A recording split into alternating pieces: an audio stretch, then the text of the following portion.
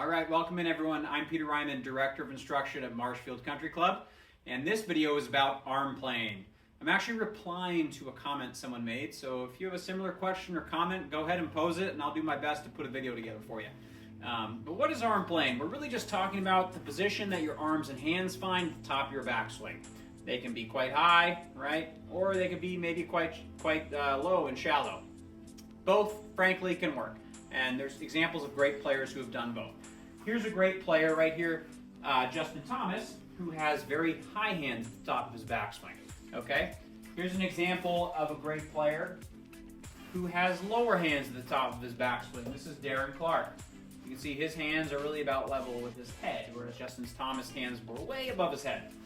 Now, both can work,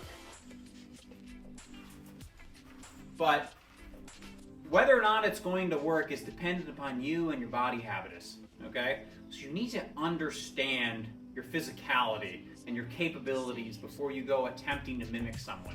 So Justin Thomas, for example, and many other PGA Tour players, you know, they're a little bit, I would say, longer, more wiry and flexible, and frankly, possibly coordinated than most of us, okay? And they can get away with hands that are higher. Now, there is, in theory, a benefit to having higher hands because there's more opportunity for force, right?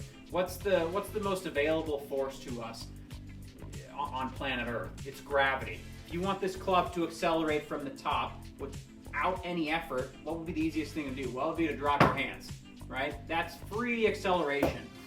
And I think that PGA Tour players often kind of naturally tune into that, and they're also naturally a little bit longer and leaner, okay? And they have the levers and the wingspan to allow that to happen. Now, if you are a little bit longer and leaner, say like a PGA Tour player, a common PGA Tour player, and you want to have high hands, well, that's fine, but you can't just go ahead and have high hands and then just let it loose, because if you do, you're going to get very steep up and down, and you're going to have a steep attack angle and slam that club into the ground. You need to counteract this downward force with some upward force, and you need to use your left leg, body to work everything up. So Justin Thomas, I have him up because he's such a great example. He gets so long with his left side when he hits the ball, and he works up so hard that he actually comes up off the ground. You can see in this image here, there's really no point of contact actually other than perhaps his right toe. I don't think his left foot is on the ground in that one. There's plenty of examples if you watch him swing where his left foot is actually up off the ground. So really using upward force to counteract those high hands and all that downward force in transition. Now, we're not really Justin Thomas, most of us, right? I know I'm not. And frankly, this is a more relevant swing example, I think, for most of us, and it's Darren Clark, okay? Now, Darren Clark, as you saw before, his hands aren't as high, right? And he doesn't have to necessarily come up off the ground. I'm not saying there isn't some upward force and there isn't some straightening and lengthening in his left side, but I am saying that his rotation, okay, of his hips and the opening of his hips, legs, everything is perhaps a little bit more important, okay, in his golf swing. And for that matter, for all of us, okay? So, what I would like from you, okay, for most of you, assuming you're not that long and lean and you're not a PGA Tour player, a better position for you to find is try and get your hands over your right shoulder, more or less at the top of your backswing. Now, you might go a little bit longer. That could be fine, okay? But generally, you need to be somewhere in here at some point to ensure you're finding the correct arm plane, okay? So for me, a really simple way for me to do this is I like to make a little backswing and then just go ahead and touch my right shoulder area and then extend my arms, okay? And then I do that a few times.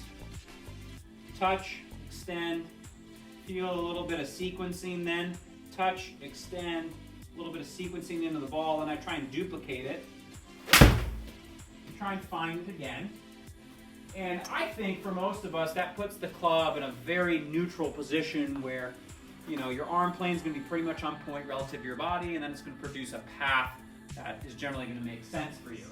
So, you know, so those are good numbers for me. I'm within 2 degrees there with my swing path and my club face, and it produces a pretty straight ball flight. So I would say for most of you, okay, assuming you are not that long and lean and you're 6'3", 4, with a big wingspan, you probably should be trying to seek out a position in your backswing where your hands are somewhere over this kind of right shoulder area. Get comfortable there, do that little drill I showed you, touch, extend, make a little transition, touch, extend, feel that transition. Get comfortable with that. Practice that on the range. I promise, if you do that, that's generally a better place for the common person to attack the ball. But you need to understand your body type first, okay? That's the big lesson from this video. Take a good look in the mirror and get an understanding of what your physical capabilities are, and then find a position in the backswing that correlates to that and makes you feel comfortable so you can go ahead and swing freely at the golf ball, okay?